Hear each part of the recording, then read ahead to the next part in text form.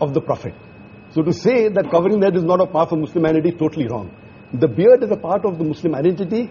Wearing the cap, or at least covering the head, whether with a scarf or with a gatra like the Arabs do. But sir, what about what Shahrukh said? And I know a lot of my friends say this, that and all of us, no matter what faith we come in, we interpret our faith differently. We take away some things, we don't do some things. Does that make us any less of Hindus, Muslims, Christians? No, as I said, that Muslim is a person who submits will to God.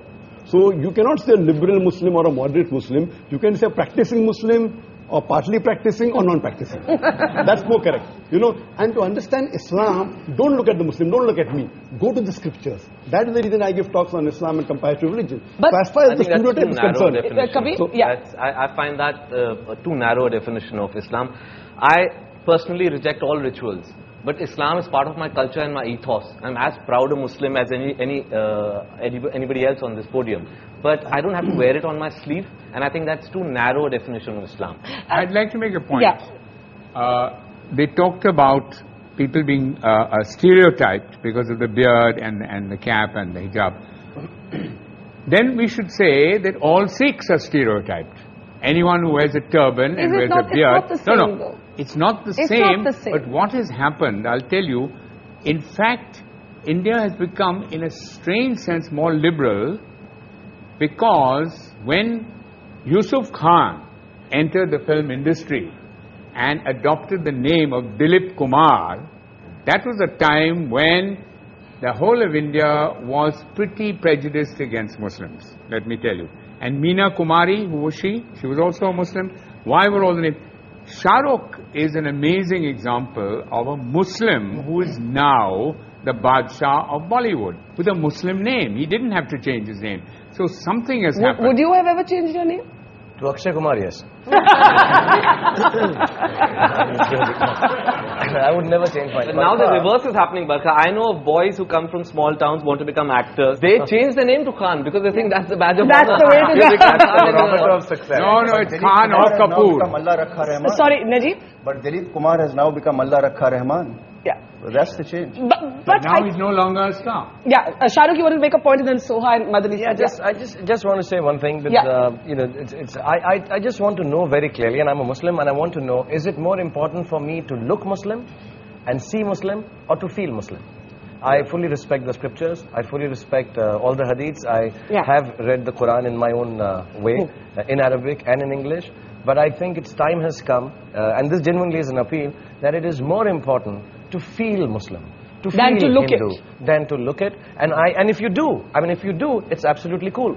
And if you don't, it's absolutely cool. Doctor, I quick response to that, and I got two guests waiting to speak. I think the best is to practice Muslim, number one. Yes. Appearing is important, but lower down. I'm not saying appearing is the most important. For a person to practice Islam is more important. Beard comes lower down. Beard is not in the 70 major sins that it's not there. But you know, what about what Kabir is saying? And there was a story of a young boy whom I interviewed, who studies in a convent school in Madhya Pradesh.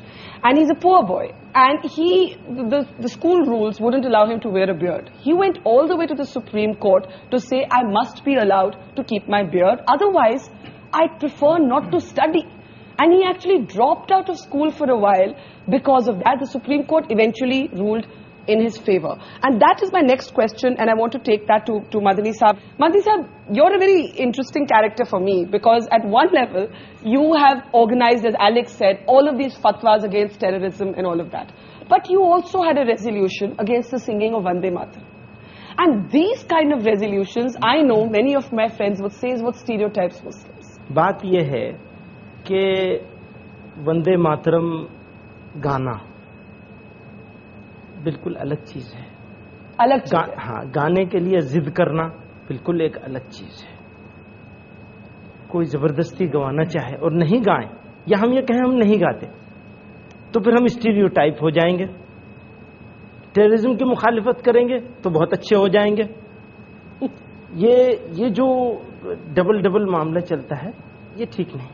अभी मेरे दाढ़ी नहीं हो और कुर्ता पैजामा नहीं हो, ये भी जो पगड़ी से तो लोग बहुत डरते हैं ना, कहते हैं ये तो एक बच्चा एयरपोर्ट पे कहता है मदनी साहब मामा मामा देखो बिन लादेन जा रहा है ना। तो क्या हो गया है, अब ये सब मैं उतार दूं तो मैं एक रीजनेबल मुसलमान हो सकता हूँ, एक ऐसा मुसलमान हो सकता हूँ जो बहुत अच्छा आदमी है। और अगर मैंने ये पहन लिया तो ख्यालात मेरे कितने अच्छे हों। ख्यालात, नजरियात, आइडियोलॉजी, ये है बेसिक चीज, या बेसिक चीज हमारी दिखने वाली चीज है। That's the reverse stereotype, that the moment you see the beard and the skull cap, it's got to be a fundamentalist. Question, I want to get Soha, and she's been listening very patiently all this while. So as somebody who's grown up in a sense in a house of mixed religion, for you, in a sense, do you feel that public gaze? Do you feel, you know, many people have questioned my labeling of, or my looking for the moderate Muslim. Yet there are others who say that we don't hear enough moderate voices. We either hear the religious voices, or we hear the non-believing Because I don't think anybody is really interested in what the moderate Muslim has to say, because it's not very interesting. It's sort of boring. We're represented by extremists who have violent opinions, perhaps. I'm talking about vandals. And I think maybe also more recently, I was asking my mother when I was asked to come on this show. I said, in your time, when you married my father, and you had an interreligious marriage, which presumably at that time, 40 years ago, was more controversial than it is today. Were you ever asked to defend your identity, to defend your choice of religion, what it means to be Hindu or Muslim, the way that we are today? And she said, no, not at all. It was a no-comment issue. You just said no comment and you moved on in life. Over the past, maybe ever since I've been in cinema, certainly, it's an issue. And there is, people do ask me, do you feel aggravated by what is happening as a Muslim? Do you feel the need to stand up for your religion because it is being misrepresented in the media? And I think for me, religion is a very private matter. It's between my maker and me.